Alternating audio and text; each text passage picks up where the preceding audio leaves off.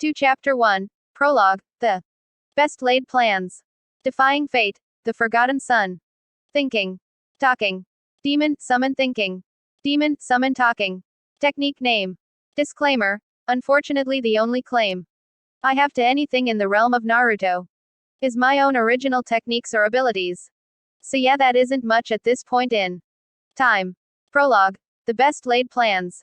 October 10th was a day of celebration, of festivities, and one of mourning.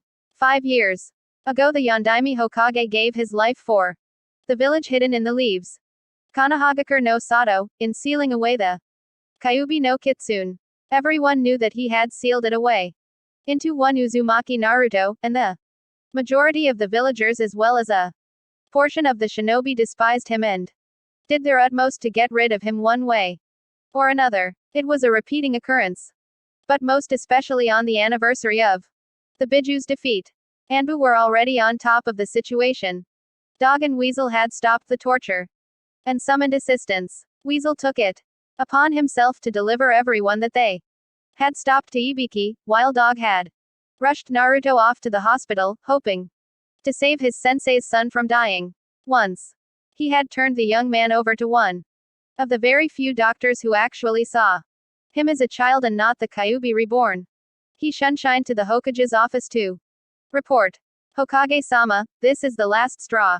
If Naruto survives the night, I am taking him in and training him. The council can go to hell for all I care. Naruto is the last piece I have of my sensei, and I will be damned if I let him get hurt or have his growth stunted any longer. Sarutobi Hiruzen sighed as he thought through everything that had happened over the past few years. Agreed, Hitaki. Agreed. I do need to reveal some things to you, however, and for me to do that, I need to look you in the eyes, so please remove your mask. While waiting for one of his top Anbu to comply, the old man activated the privacy seals in the office and sat back in his chair.